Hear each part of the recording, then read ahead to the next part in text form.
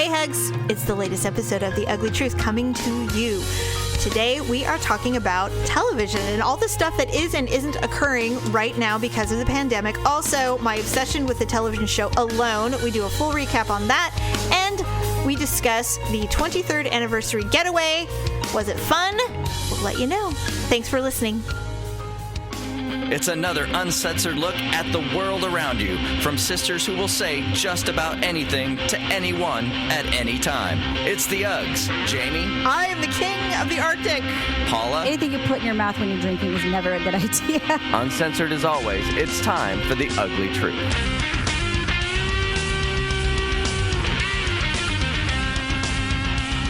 Welcome to the Uglee Truth. This is episode 485. I did a little one, a short one.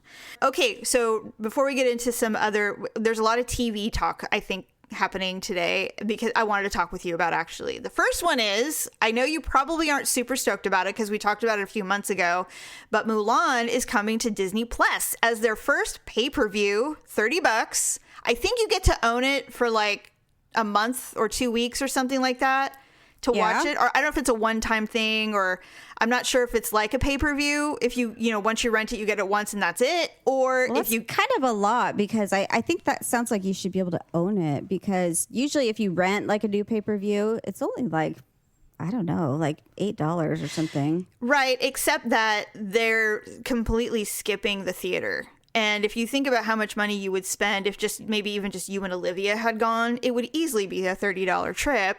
Because, tickets and then snacks and all that other stuff. So I think it's a steal of a deal to see a... It's so funny that you say that, because I was just talking yesterday about like all the movies that were supposed to come to theaters. Yeah. I'm like, whatever happened to those? I'm like, did they ever come out, or what? No, they postponed them to next year, which sucks. And the Mulan thing had not even a month ago, they had said, we're shelving it indefinite. We don't know when we're releasing it. Because, I really get it. First of all, if you've seen any... snippets on Disney Plus where they talk about, the director who is female and, how they found their Mulan and all that stuff. It is going to be one of those epic, like, Dances with Wolves kinds of movies where you want the full big screen so you can see everything. Right. Well, it was actually literally due to come out like right after all of this stuff went down. So like everything started closing, and it was supposed to come out that Friday. Right. And so I think they pulled it, thankfully, because no one was going to be able to go anywhere. Yeah, and I remember thinking, I'm like, damn it! Because I go to the movies like semi-annually. Right. And so this was your chosen film for the year. Olivia and I were going to go see it because Mulan is my favorite Disney movie. Freaking love And Mulan. So I was willing to take my chances and go to the movie, even though I have horrible anxiety. I know. Thanks a lot for that fucking Batman kid from Colorado. Yeah. Someone told me to go to the one that have like patio tables where you like sit down and order and all that. And I'm like, that's just weird to me. I don't know. I'm like, if I'm not sitting with like, spoiled popcorn and throw up on the ground, and it's not the movies to me. It's true. If there's not something sticky that I can't identify. If I can't touch my chair with my hands without getting grossness on it, or I think about that Oprah test where they like swabbed a bunch of things, and they swabbed a movie chair and they found like fecal matter. Oh and, my God! Sperm, and I'm just like, gross. God only knows. Yeah, I hear you. Anyway, so it's coming out September 4th, I think, on Disney Plus, and we will absolutely be watching it. I will still go to the movies to see it though, because I want to see the big, huge, battleground scenes and all the gorgeous flags and her hair, and I'm so excited about that movie. I can't wait to see it. So I'm glad that's coming out. You guys, you have Disney Plus, right? I think we do. Yeah. I mean, I know we got it once upon a time. I don't know. The problem is Ryan's got the freaking Xbox in his room, so I mean, he pretty much owns like. So Ryan has Disney Plus. Yeah, Ryan's got, not that he would ever watch it, but just kidding. The only thing he sees is that stupid shooting game. Oh God, Crime or something like that. I don't know. Side note: so Daryl and his best friend, they play Call of Duty all the time. Yes. Not every night, but like maybe once or twice a week. And it has to be after his children go to bed because, and I completely agree with this, it's too violent, and their kids their kids are under 10, and they're all little girls. Not that it matters, but right. She's pretty serious about it, and he's very, very okay with it. And so I asked Daryl, I said, well, I want to learn how to play this. And he's like, all right. Oh God, no. So I sat down, and first of all, there's a lot of things that Daryl and I do well together. Him teaching me how to play a video game is not one of them. And I remembered. I got it! I remembered immediately why I stopped having the desire to play video games with him, because of the way he behaves when he's trying to show me something. So instead of giving me the controller, he has the controller in both of his paws in front of my face going, okay, this is how you do it. And he's like, this means this. And I said, you know what? Can I hold it? Am I mature enough to hold the controller? If you're going to teach someone to drive, do you have them sit in the passenger seat? Right? And so he's like, oh, sorry. So I can see him white knuckling it because he's really frustrated because I'm terrible. And so he sets me up and he goes, okay, I'm going to put you in this room where it's just you and you can learn how to use the controllers. I'm like, okay, cool. Like, well, what's the point of that? I'm going to shoot no one. Because I would be mad. I didn't even know how to use it. The controller has like 9 things on it. And so I'm like, okay, so I'm trying all things. I'm like, okay, good, I got it. He goes, all right, now I'm going to set you up in this really small one and with people you can shoot. I said, okay, cool. And so every time I would go out to try to practice, I would get killed. And he's like, why are you looking at the rocks? There's nobody over there to kill. And I'm like, I'm trying to stay safe. I'm like, I keep getting killed. Someone came up behind me and shot me. I said, what's going on? He goes, I'm like, I thought you're not supposed to shoot someone in the back. What a dick. Well, not only that, but I was under the impression that we were starting with computer generated. Oh, they're real people. But he put me in with real people. And so he goes, go. And I'm like, wait. These are real people? He said, yeah. And I said, well, that's not fair. I don't know what I'm doing. I'm like going to just rack up everyone's kills because I'm an idiot. So he's like, you're right. I apologize. This was too advanced for you. So whoa. I'm not saying that. I'm just saying a heads up would have been nice. Yeah, I didn't even know. And you know what? Honestly, I think subconsciously he did it on purpose. Because I don't think he wants me to play. And so finally, I put the controller down. I said, you know what? I just don't think this is for me. It's really realistic, first of all. And I'm not a big fan of shooting people in the head. I've decided. I don't think this is for me.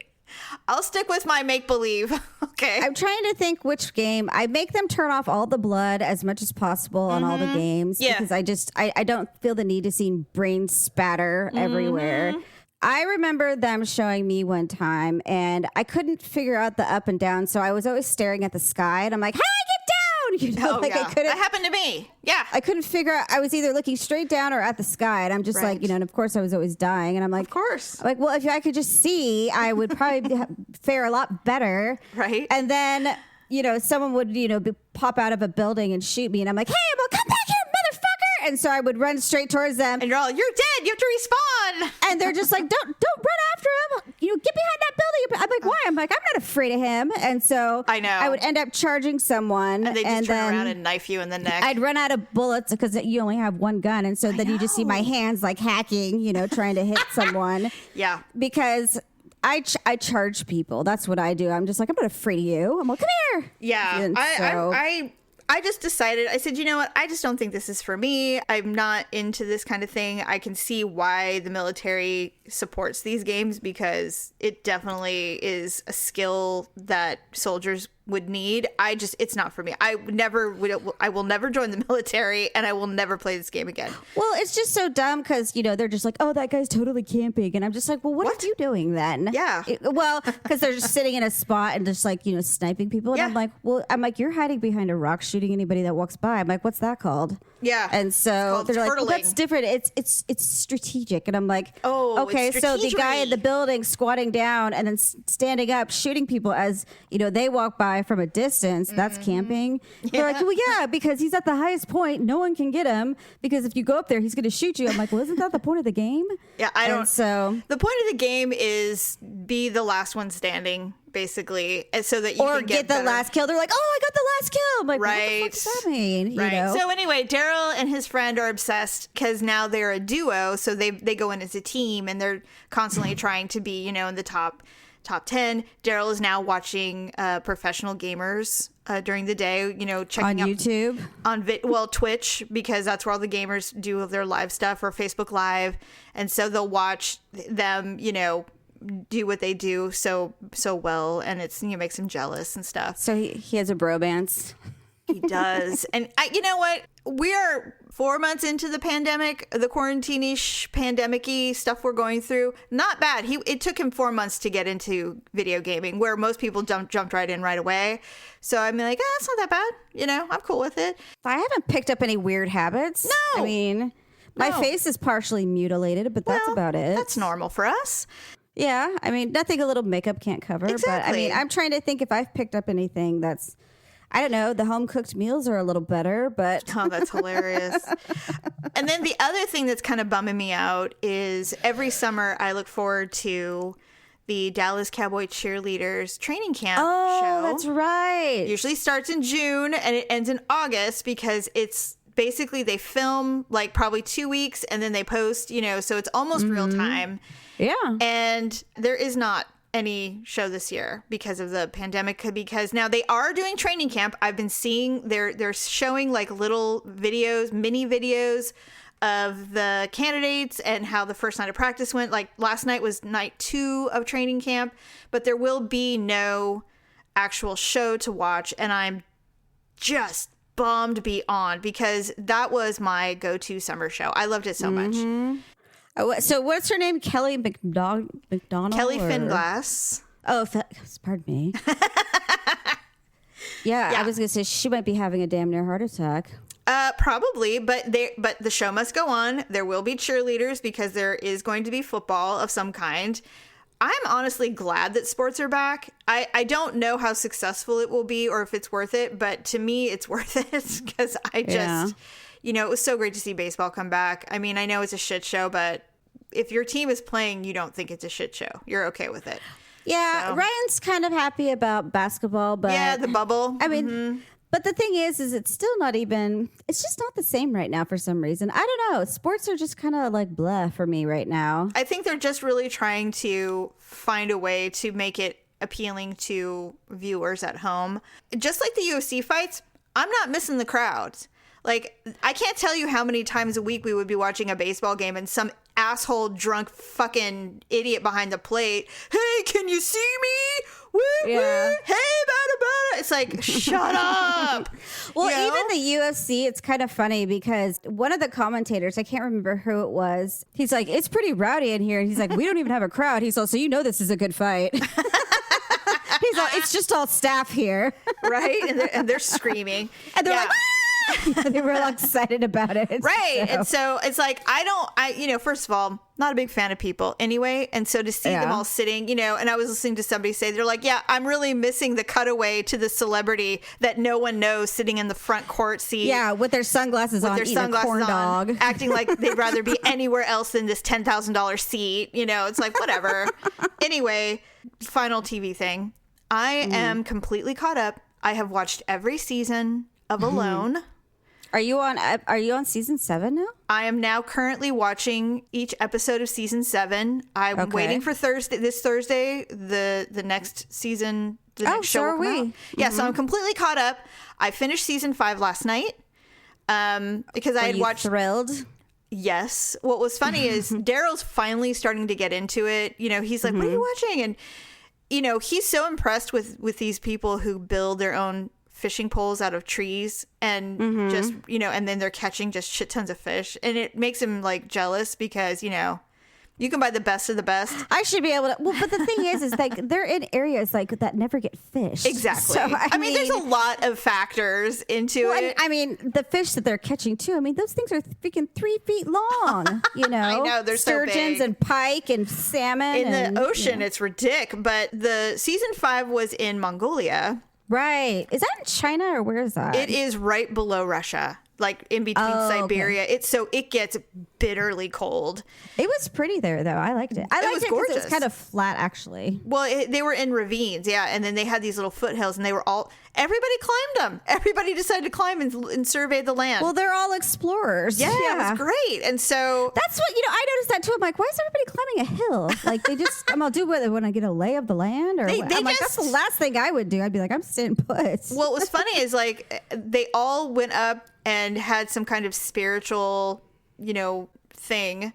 And then I don't think Sam did. I think Sam's just like Sam did. Well, he did break down for a moment. At first I thought he was joking, and then I realized I'm like, oh no, he's really crying. Sam was a really cool dude. Daryl was not sold on him at first. We wanted Britt to win, but Britt's an older man, and I think that the environment was harder on him than it would be. I mean, Sam was only 25 when he completed Mongolia, and he still had he was 22. He was 22 when he started the series 1. Right. And so when the last day he was there and he's building snowshoes and shit, I'm like, oh God, I forgot. He's 25. He's got energy for days. Like, he hasn't eaten a fish in 2 weeks, but he's living off of tree bark and whatever else, and he's doing A-okay, because the younger you are, the more resilient you are. When he was always joking, he's like, well, I came here with a lot of the gas tanks, so Yeah, like, and he did come in heavy. He was kind of chunky. Yeah, and you know what? I mean, like, the one girl, although she left because of the fish hook in her hand. Oh, man. That was really devastating, actually. It was, because I was really looking forward to see how far Carly was going to get. She was a badass in her season. She really was. And so she's like, I gained 40 pounds before it came. I'm like, oh my God, I would love to have that. Wouldn't it be great to have to actually get heavy so you could go do this? Like, I don't know if I could. I don't know if I could gain 40 pounds. That's a lot. Consciously, if someone put a cake in front of me and says, eat that whole thing, I'd be like, I can't. I'd be like, I can take like a bite, or I can take like 2 pieces, but I'd be like, it's just, I mean, I guess if I was wearing winter clothes but I'm like, there's going to be parts where they're going to have to like take my clothes off to, have me get on the scale and such. I will do it as long as no one films me, but I know. So anyway, when all was said and done, Sam got his redemption from season 1. He won, and when he saw his wife, he started sobbing. And so I've seen 6 winners. Yes. And every single time they win, I cry. Every time they see their loved one, I start to cry as if a baby had been born. I don't know how to explain it. It just the relief. And when he said he gets on the ground, because he's probably weak. He gets up and he's like, "Who has food? Do you have the one?" And he's serious. He's looking at the camera and he's like, "Do you have the food?" And he looks at his wife. He goes, "Do you have any food?" He's all, "Did you bring me something? Did you bring me something to eat?" It's so funny because they're so young, but in the first season, she's like, you're going to have nobody to talk to. And it's just like, because she knows him so well, like, because he's got to talk to someone. And that's kind of how I would feel about Olivia. I'm like, Olivia, who are you going to talk to? I know. And so Daryl and I are watching him win because he's like, oh man, I didn't want that kid to win. I'm like, I love Sam. Are you kidding me? And so, oh my God, we were elated when Sam won. We're like, yay, Sam! And they both looked like they were going to tap. I was like, please don't tap. And so, oh, I know. They're so good at the build-up. They were so good. And so then when he sees his wife and he's like, how are you? He's like, and you can't tap with our children. And I'm just like, you are the sweetest man on the planet. Are you kidding me? And he's like, how's the car? Is it running okay? As if he hasn't been in Mongolia for 2 months. It's like amazing. It was great. Know. I love, and so this show for me has been mind changing. I mean, it's been so changed. It's just changed everything. I don't know why it took me so long to see. I mean, you told me about it, and a couple weeks later I started watching it. It wasn't like I was like, ew, dumb, but I said, why isn't anybody talking about this amazing show? Because it's so transformative. It brings out the very primitive of who you are as a human being out there and what is so important to you. And I loved how all these people were just like, I didn't realize how much I needed my people. Like, I need my tribe. I need my community. Mm-hmm. It's further proof that people need to be social. There's no such thing as someone who does well as a hermit. Right. Okay, so I have a question I don't know if Daryl watched it. There was one season where this lady, she would kill her fish by sawing their heads off. That was Nicole. I could not watch her kill a fish because I'm just like, why is she doing it like that? It's so inhumane. from what I understand, the way I watched her do it is she did the first cut was really super deep, and it severs the spine immediately. Then you continue sawing. I just saw her start sawing it. I'm just like, smash the thing in the head first. I don't know. Did Daryl ever watch it? Yes, and he said that is a tactic, especially when they're really, really big, because women may not have the strength to stun a salmon that large, and so severing the spine is appropriate for that. They do in Japan. They put a big. They say it's the most humane way to kill a fish is they put this metal rod in the base of their head and they push it down their spine. It's instant kill, and so they say it makes the fish taste better too. But so sawing it or cutting it, as long as that first cut severs, then it's fine. I struggled with them killing. I struggle with the whole thing. I mean, whether you're smacking in the head or not. Watching them kill animals is the hardest part, but but it was very graphic though to watch her behead a fish. But I was just like, she was just sitting there sawing away. I'm like, well, how would you like it if someone sawed you in the head? Anyway, I'm so in love with the show. I assume there will be an Alone season 8. Have you heard anything about that? I haven't. I think it would be fun if they did another group one. How do you feel about season 7 so far? I don't really like it. The thing with Alone, my experience with it so far has been that I've been able to binge watch episode after episode, so I can see them putting together the story, and the editing is pretty good. And considering that everybody's got to carry their own gear, the editing's pretty great.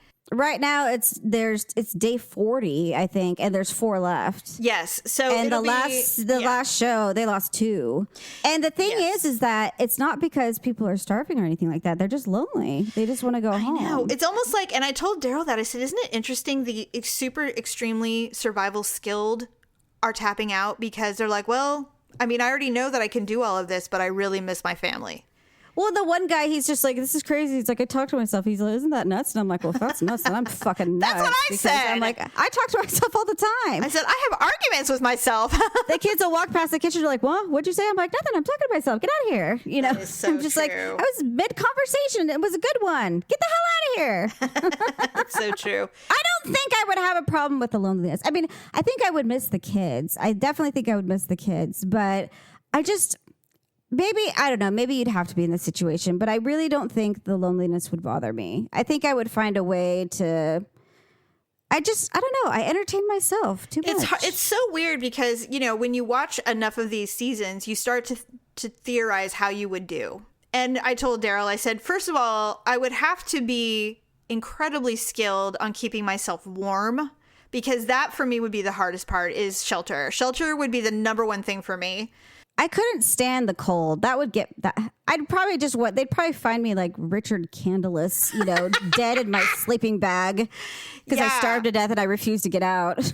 The season 7 contestants now, I'm really hopeful that one girl it can go all the way. My concern, the Kaylee or Kylie woman who is she's a solitary person, so she's actually not having any problems with being alone. Well, she keeps talking. Maybe it's a different girl then, because there's the one that keeps. She's like, I like to kiss, I like to hug. I miss my husband. God. And I'm just like, God, why are you here? Shut up. I'm like, you sound like the touchy-feely type. Get the fuck out of here. In fact, when she said that, I'm all, oh my God, she's a clinger. Why is she even out here? She's like, I miss my husband. We've been married for 8 years. I'm like, 8 whole years? Well, I'm like, he's fucking some hippy-dippy skank that's like 20 years old while you're gone. Don't cut your hair like that. You look like a man. I couldn't believe she cut her hair. I was like, why did you do that? It was crazy. Like, you're going insane. Go wrap your jacket around a tree and then hug it. I think that she's going to tap this week. She has to. She's not going to make it. But it's the other one, the one who had a 4-rabbit week last week. And she celebrated Halloween, and she's had a lot of loss in her life. She's weird, but I love her. I think what I struggle with this season is I just don't find any of the characters, or not the characters, any of the participants very compelling. Not even the guy who killed the muskox? He was okay. I didn't like the way he did it. I didn't either. Oh my God. I didn't either. I said, that seemed awfully cruel. Well, that was combative. And I'm just like, no, there's a right way and a wrong way to do it. And you know that. You don't just do multiple stabs at something. You either like bow and arrow it, or you do a jugular strike or something like that. Like, you don't sit there and fight it and stab it to death. I didn't like that either. I thought that was really harsh. And then, but I bet you people gave a lot of feedback on things like that too. I bet you a lot of people complained about the way that lady killed the fish too. I have yet to find a really good forum on it, but I also, because I wasn't caught up on all the seasons, I was avoiding all social media, like Facebook Reddit or something. Yeah, because I'm like, I don't want to find out accidentally that Sam won. That would have killed me. I would have been so mad at myself. I would have been so disappointed if I we didn't look at anything either. But now that I'm completely caught up in everything, now I'm going to just totally dive into the forums to see what everybody thinks. Go down the rabbit hole. Oh my God, I can't wait to see. But this guy that killed the muskox, I think his name is Mike. I'm not really sure. He said he spent a year with Eskimos, and that's how he knows how to handle like every piece of the game that he killed and all of that stuff. And he's really good with building shit. And so I think he seems like but one of those... isn't his stuff always getting stolen or eaten? Or... No, he's not. Well, a bear ate the lips off of the muskox, but he had left the head behind. So that's why that happened. Gross. I know, it's disgusting. Why would the bear eat he probably didn't even eat the lips. He probably put them on. He's like, hey, look at me, guys. No, because, and as he explains, pure fat. And you need fat to survive in the wilderness. True. This is my theory is they're going to be like, hey, okay, you won, come back. And he's like, nah, I think I'm going to stay here. I kind of like it. He's really kind of nuts. You know what? Can you guys come back in like 20 days? Yeah, I still got some muskox to eat. I'm good. Tell my wife, just tell her I got hurt or something, and I'll be back. I don't think he has any family. I think his mother died, and now this is it for him. And so, oh my God, what if he's pulling like a Kanye? And he's just like, this is his thing now. It's like, I am the king of the Arctic. You know what? Donate my millions to, the Grasshopper Foundation, and I'm going to live here for the rest of my life. They're going to show up and tell him he won, and he's going to have like these giant muskox mink robes. Be like, hey, what's going on? He's going to look like that guy, Yukon Jack and Jeremiah Johnson. The one that's got bear teeth necklaces and stuff. It's going to be insane. He's going to be like Tom Hanks in Castaway, where he's just going to be standing there in a loincloth and spear a fish from the beach. Right? Talk about acclimating. So, I mean, as much as I would love the 4-rabbit Halloween celebrating solitary gal to win, I have a feeling she's going to have a hard time beating this dude, the muskox guy. But we'll see. And so that's literally the only thing I'm kind of excited about. I'm with you. I was really annoyed with a lot of the people that I'm like, you guys are so fucking annoying. Well, I think they could have cast it better, because I mean, I know they pick based on skills and everything like that, Sure. but they do pick based on personality too. And I just think that I think they picked a lot of boring people this time that just weren't very interesting to watch. And maybe they didn't think that when they picked them. Right. Maybe they thought they'd be a little bit more interesting, and they didn't realize that they were going to basically freeze up when they got there. Well, and they're just like, well, this is, I mean, can you imagine? I mean, and this is the edited version. I know. Can you imagine the unedited version? They're like, oh my God, this is so fucking boring. That's true. It's so true. Okay, so this last week, Daryl and I celebrated our anniversary, and so we decided to go to Tahoe because we had never gone to Tahoe for a weekend ever, actually. In all honesty, I'm not a big fan of Tahoe. It's really overpopulated to me. It's kind of cliche, yeah. And it super caters to tourists. So everything is like on the menu is like steak, fish, chicken, hamburgers, no matter where you go. And hey, I like steak. I do too. When you have kids, it's great. Tahoe's great when you have kids because you are guaranteed to find something somewhere that they will eat. There's water, there's mountains, there's hiking trails, and if you're able to afford it, you can go skiing, which we did once. But I mean, it's just never been, especially lately, everybody seems to be migrating to Tahoe. But I found this really cute hotel that I think I told you about. I don't know if we talked about it on the show, but before the show, we talked about this hotel called The Landing that I really wanted to go to because they have these amazing views of Lake Tahoe, and it's in front of a private beach. And I'm like, oh, perfect. Because the King's Beach and stuff, they get really crowded. So we check in. It is crawling with people. I mean, everywhere you look, there are people walking in the streets. There's scooters, there's bikes, cars. The beach is packed to the gills, and there's boats and jet ski. I mean, it is insanely crowded. I've never seen Tahoe this crowded ever before. So we pull into the hotel. The room is gorgeous, gorgeous. And I can see how in the winter this would be the place to stay, because with the snow and nobody on the beach and the view of Tahoe, it's probably just unbelievably beautiful. So I got it. And the bathroom is really European in the sense that the tub and the shower had a lot of real high technology that we had never seen before. It's like Swedish or German or something. And so Daryl's like, I don't know. He gets his glasses and he's looking. He's like, okay, I think I've got it. And he Googled the company and he said, this stuff, like, you can have music and they will like pipe in scents like jasmine or wintergreen or whatever while you're showering. The shower turned into a sauna. Wow. It had the rain, those rain shower heads, which I hate. The ones that come straight down off the ceiling. Oh, I hate it. I'm not a fan. Peed on. Yeah, I didn't use that. But anyway, so he's like, yeah, it's so great. And so he goes, and everything's lit. The toilet lit up in bright neon blue. So when you sat down, it was bright blue. And the toilet seat was heated, which I did not like, because every time you sit down and it's heated, you feel like somebody had been there for a long time. Ew, I hate that. Yeah, so a heated toilet seat is basically the same thing. To me, I wasn't a big fan of it. But I think in the winter, it's probably really nice to have.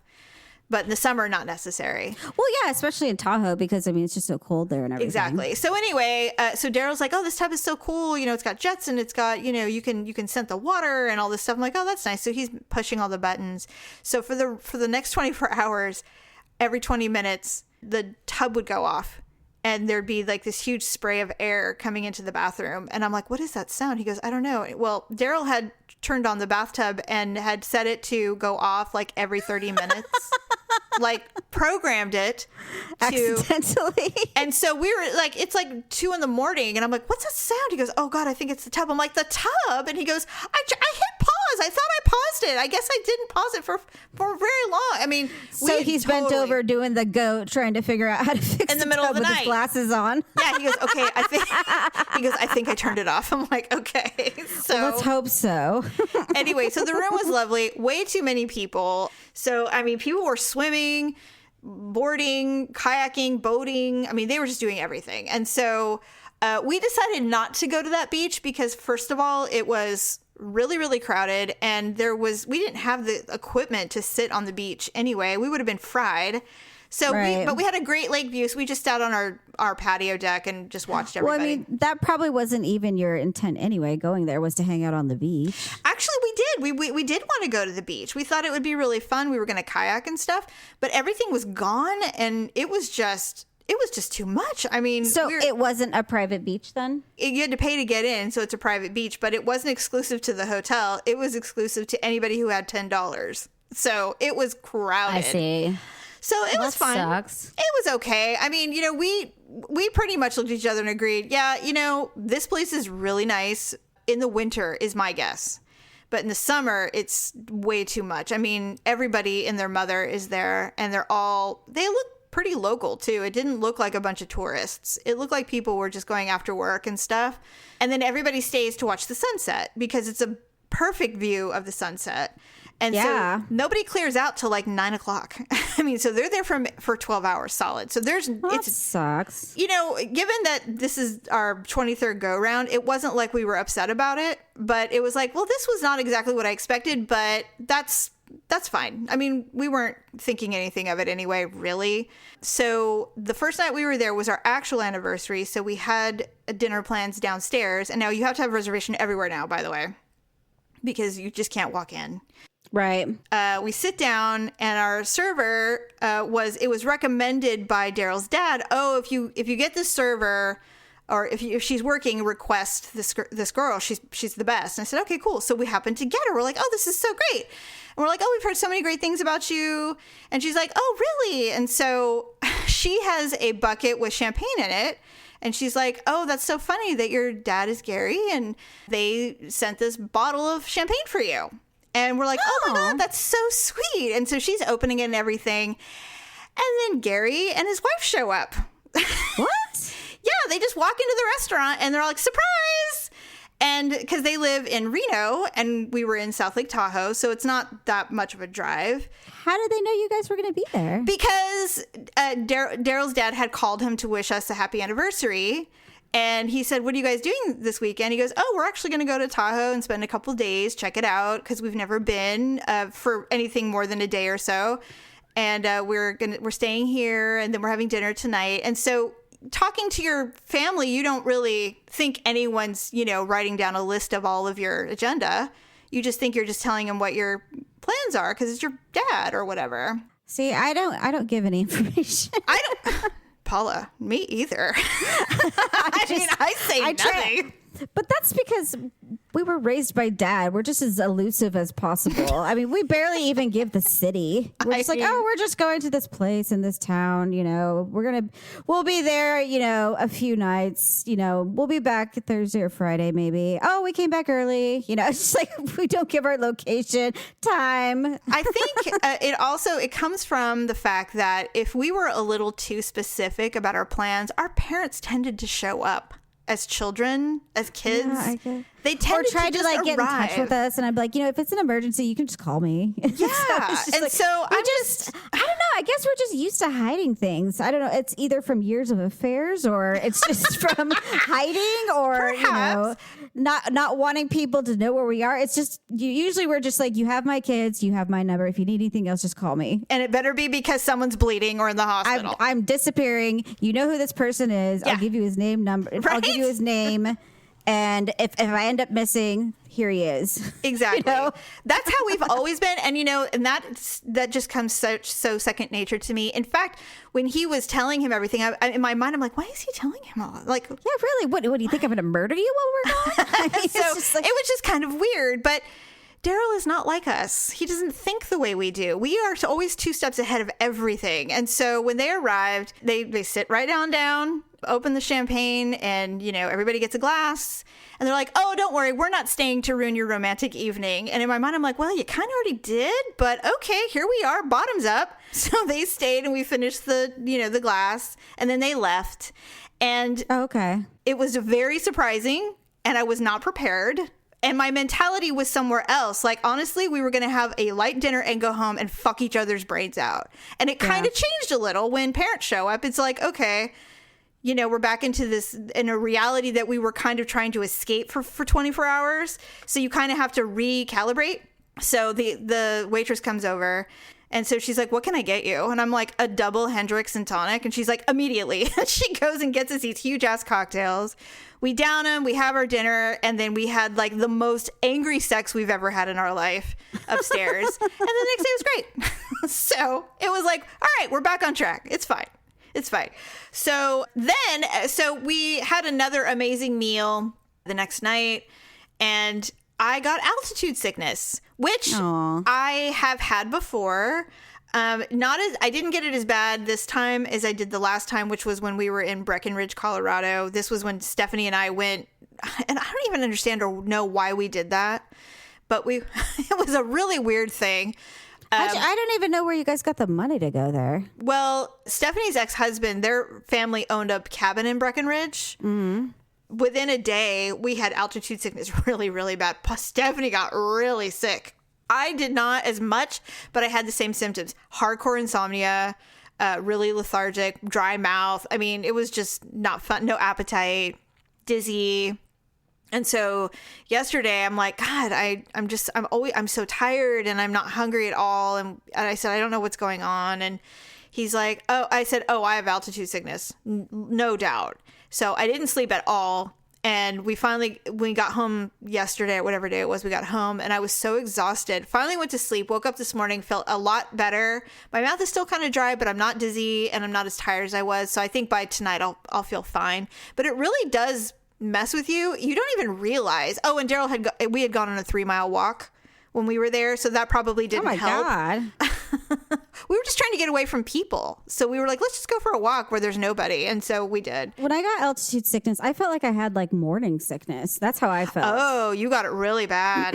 Yeah, I was like tired and nauseous and I couldn't get out of bed. So yeah, I didn't respond that way. Mine was really different. I was really lightheaded, no appetite, and no sleeping. Stephanie looked like she had just had surgery. I actually felt like like I had the spins too. Yeah, that's really common. I know that nausea is common, but I actually did have nausea yesterday for a little bit. But it went away when we left. The second I wonder what would have helped. Like, will those Dramamine patches help or? I don't know. That's usually for seasickness. Usually what they say is that it actually goes away within 3 days. So it's like, but if you're there for 2, then it doesn't matter. No, it doesn't. So if you're there for a week, you're only ruining half your vacation. So really, that's good. Well, God, how high were you guys? I mean, Tahoe's like that's 8, isn't it? Tahoe like 7,000 or 8,000 feet. Well, it depends on where you are. I mean, South Lake Tahoe is not that bad, but I mean, if you're over by like Emerald Bay or something, I mean, that's really tall. In general, I think what we've come to realize is we will be renting a big house next time we go to Tahoe so that all friends and family can come and we'll just have our own, kind of home base and we don't have to combat crowds at beaches. We'll just have a little waterfront access or something so that we can just be. And there's tons of those up there. It's just a matter of, finding one that fits everybody. So I think we decided we definitely want to go back, but we definitely want to get a house where everybody can come and go as they please since it's so close. If you work or whatever, you can come up, spend the weekend, go home, that kind of thing. So. Oh, I agree. I think that'd be great. And Tahoe is so damn beautiful. Oh my God. It's so pretty up there. It really is. So anyway, that's it. That was the weekend, but it was fun. 23 in the books. Moving on Yay. to the next up and coming thing. Excellent. Yeah, the altitude, the surface elevation of Lake Tahoe at the lake, when you're at the bottom of the lake, is 6,225 feet. So 6,200. Anything over 5,000, you can get altitude sickness. Yeah. And apparently, while we were there, some kid swam 12 miles across Lake Tahoe. I had no idea. That's stupid. I know. I would never allow my 12-year-old to do that. So, well, I can tell you later, but what? Ryan asked to go to a friend's house yesterday, but the parents weren't home. Mm-hmm. And so I said, okay, well, who's there? And he said, him, and there was going to be like 3 other friends or 4 other friends. And I'm like, all right. I'm like, that's fine. And I was going to drop him off at 2 and pick him up at 5.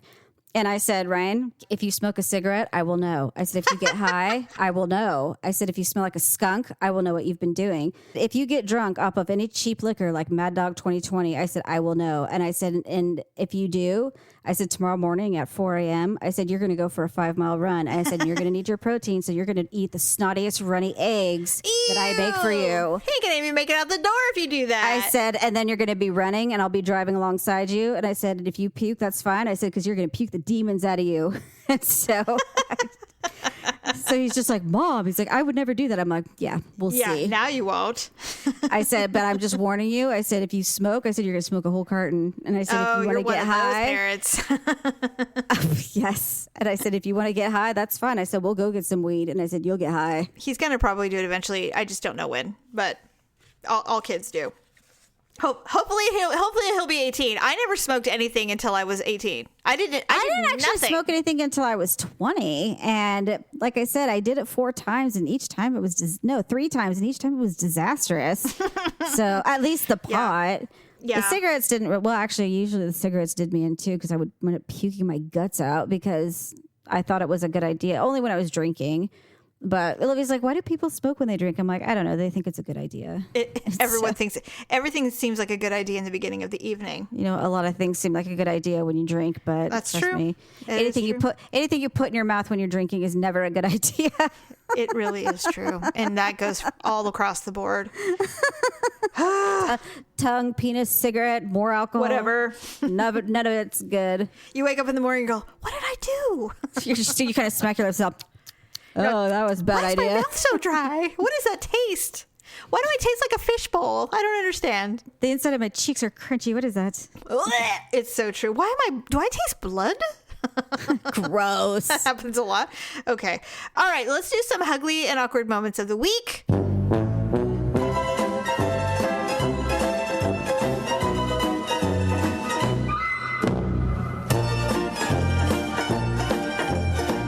Hotel edition.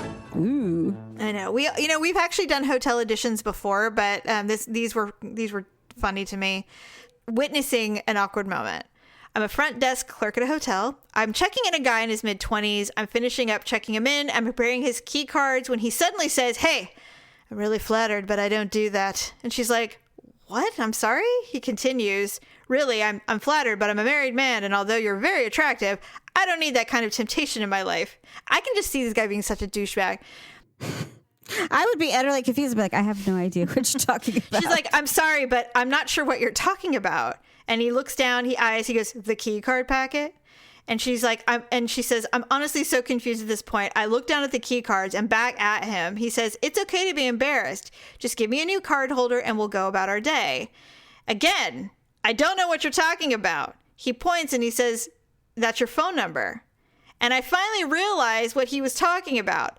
I was writing down the Wi-Fi password on his key card packet as his standard procedure, and he thought I was giving him my digits. I said, "Oh no, this is the Wi-Fi password for your stay." He responds, bright red, grabs his keys, does that, that white man tight ass walk that they do. That I have a feeling, she goes, "And I have a feeling this is going to be one of those moments that nags him at night when he's trying to go to sleep." Why did I say that? I'm like, it's one of those times when you think, you know what? I am feeling so good about myself right now. I'm so confident. And you walk in and you see the digits and you think, see, I'm so good today. This suit that my wife bought me, she's giving me her phone number right now. This is like out of a Penthouse Forum letter, the desk clerk meeting me in my hotel. But no, I'm a married man and I will be like the best husband ever, only to come to find out it's like, "Sir, this is your Wi-Fi password." I would never be that confident, like about anything. Never. Like they would literally have to utter the words, "Here is my phone number," before I would ever suggest that they're giving me their phone number. And I would actually count the numbers to make sure that there's like 1, 2, 3, real 4, number 6, there. 7, 8, 9, 10 numbers. Maybe even 11 if there's a 1 in front of it. I don't know. Well, first of all, I'd have to make sure. What Wi-Fi password's all numbers? I bet there's letters and he just didn't even look. Or, if it's on a standard like key card cover, if it's written on a line, wouldn't you want to look below and make sure it said Wi-Fi password or something like? I don't know. Men, I guess, aren't they're just not detail oriented. Some of them. They're just stupid. So I thought, and I've done stuff, not like I've never done this, but I've done stuff like that where I'll lay in bed 10 years later and going, "Why did I do that?" It's like you just hate yourself for being so awkward. I'm only positive about certain things. And I remember I was young too.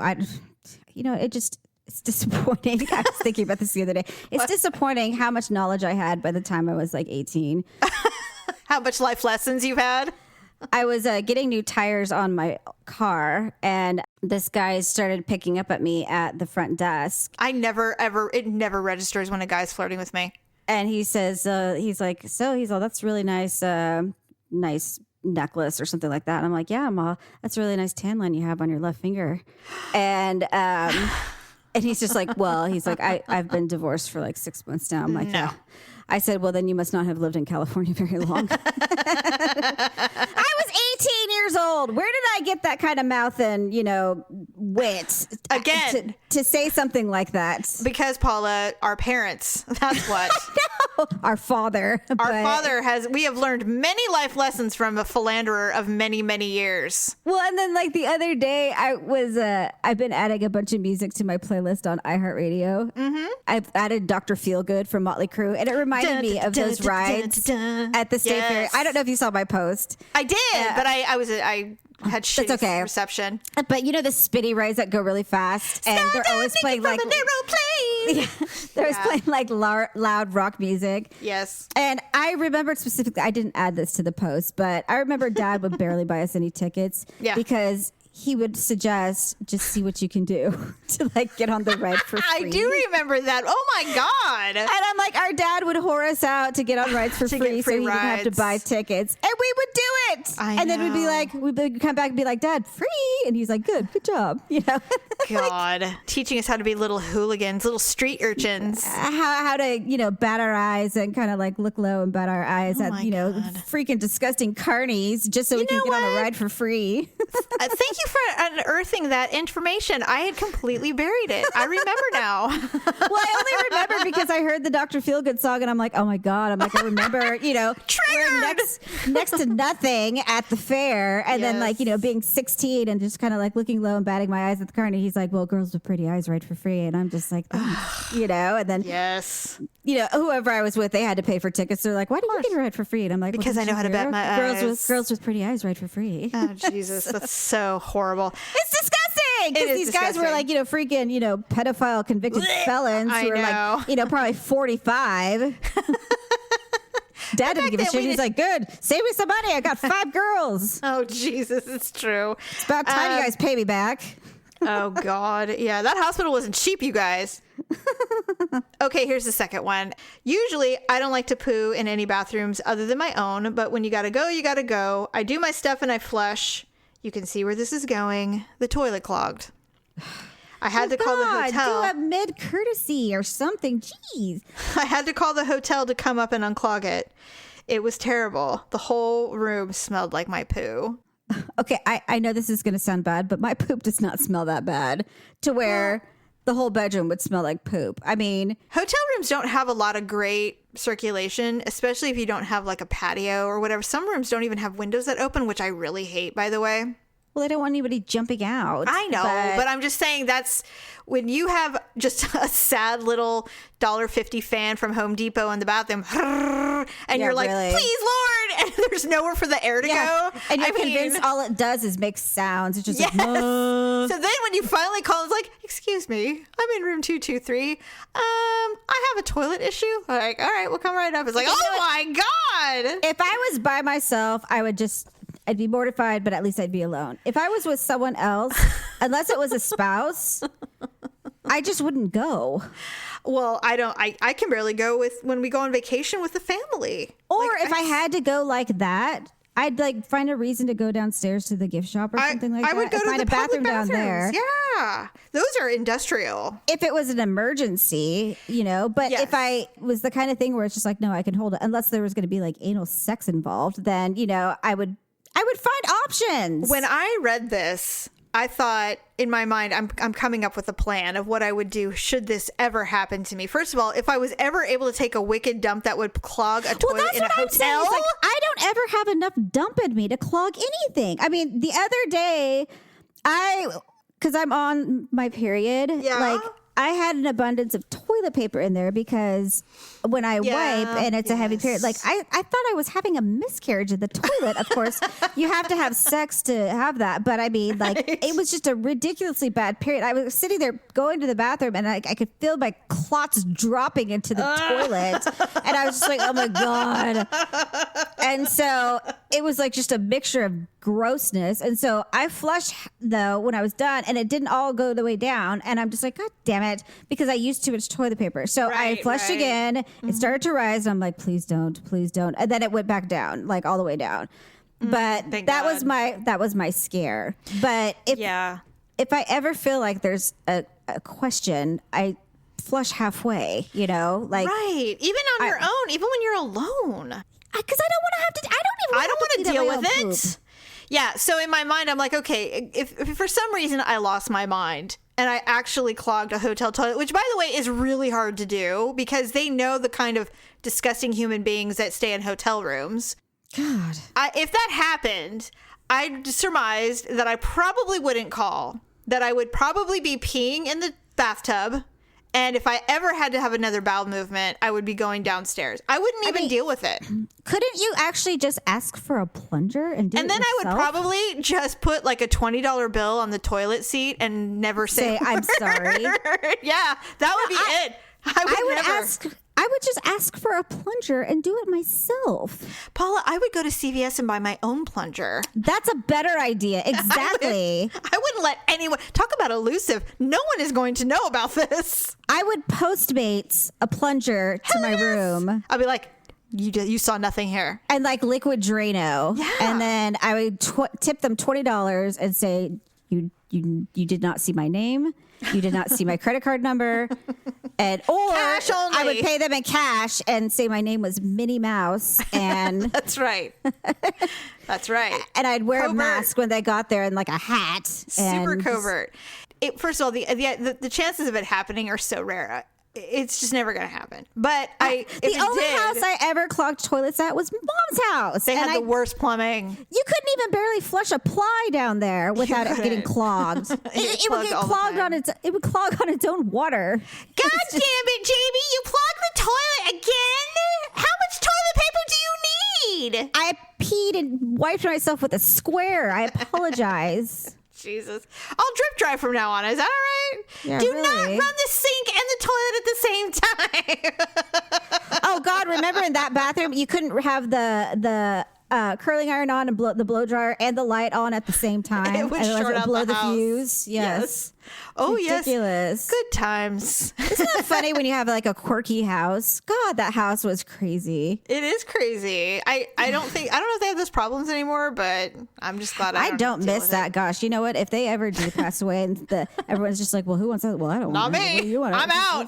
Let's just auction it and then we'll split the funds. Yeah, I don't want that house. It's a lot of work. I mean, it's just a lot. It's like the money pit. It is. It's constantly the money. It's always something. It's like, well, we had to replace all the appliances yesterday. I'm like, didn't you just do that? And I'm like, no, that was the washer and dryer. Now we've done the roof. We've done this. We had rats. I guess they ate all the wires. And so every time we flush the toilet, the garbage disposal comes on. Yes. Crazy. Or if we wash clothes, then, the TV comes on. And it's never ending. In fact, it goes to porn and we don't even know how that happens. That house is one of the reasons why I never wanted to own. Because I thought, if this is what it's like, forget it. No, that house is the reason why I will always have pest control. Because I don't know why Mom would never. It's not even that expensive. Like that's the thing about that house is I was always convinced that everything was just so ridiculously expensive until I got on my own. I'm like, this is not even that expensive. You're like, I have a maid. You're talking about $35 a month. I'm like, Mom would spend that on God knows what. It's like, I have pest control. I have a cleaning lady. I have this service and that service. In my good days, I had every service I ever wanted. So I didn't have to. I didn't have to deal with ants. And when I say ants, I mean she had ants that were like huge. hidden in that dark green carpet, and they would climb up the wall, and they would just make like these like S shapes for no apparent reason. There was nothing on the wall, and I'm like, what are they doing? They're possessed. This is why you hate ants so much. Oh, I was in the kitchen one time making a sandwich. I looked I saw an ant. I'm like, what the hell? And then I looked down. They were all over the floor. They were like, it looked like a creek. And so I sat on the counter and waited till Paul came home. And I'm like, ah! And then he came home. He's like, what's going on? I'm like, there's ants everywhere. So he carried me into the living room. Oh my God. I refused to get on I was barefoot. Oh no, no. And then he cleaned them up. But I'm just like, how can you exist like this? You don't cohabitate with ants. First of all, you're talking about a man who wanted to use a plier to flush the toilet for many years. And it was only a Mom's insistence. She's like, look, we are not the Clampets. Fix the fucking toilet. He's like, but it works perfectly fine. No, it doesn't. Okay, it might work, but it's not socially or physically or visibly acceptable. It's when Mom finally would go, I'm calling someone. I'm over it. It's like, I've given you plenty of time. It's over. And I'm like, well, you're kinder than me. Go to Home Depot and get the handle, for God's sake. It's not even that hard. I think that a lot of people think, oh, I can fix this. So what's the deal? But you know what I have a problem with is when you say you can fix it, great, do it tomorrow or do it yesterday. But then they say, well, I can fix it. But their timeline of getting it turned around is like weeks. I am not having that. I don't like that. It's That's like Victor. I'm like, no, it's like, no, I can fix this, okay? And I'll stand there and I'm like, well, when are you going to do it? And Daryl will get like frustrated and angry. He'll be like, I just said I would fix it. I'm like, yeah, but when is that? Because I want it done like today. And he's like, well, I mean, I've got to do this, I've got to do that. And I'm like, okay, forget it. I'm going to call someone. No, I'll do it. Then he gets mad, stomps out. But guess what? It's fixed. It's fixed in a day.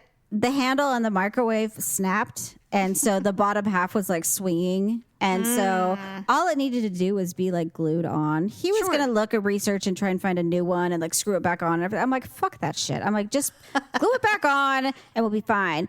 And so like a whole like 4 days went by and I'm like, you know what, I'm off, screw it. And so Olivia, because it kept pinching her hand every time she went to go open it. And I'm just like, that's enough.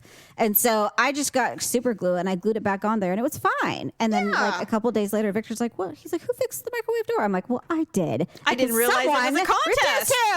You know, he's like, I was going to do it. I'm like, well, you didn't. Well, when? So someone had to stop our child from getting their hand pinched every time they went to go open the microwave. And in your better days, you would have just bought a new microwave. I would have thrown that one out. Yeah, yes, exactly. with all the kitty litter, for sure. All right. Well, that's all I have for today. We've gone way late. So thanks, everybody, for joining us today. Hope you have a good week so far. Get outside, do something fun. I'm really into waterfalls right now, so I'm going to go find some fun waterfalls to look at. Oh, hopefully yeah. By the way, I don't mean to cut you off, but on our next show, I want to hear about your new hiking interest. Don't say anything now, but I want to hear about it. I won't. On the next show, you're going to tell me about it. I'm dying to hear about it. My hiking group. Okay. Yes. So until next time, have a good week, and we'll see you on Sunday. Bye. Thanks for listening and sharing the show. See you next time on The Uglee Truth.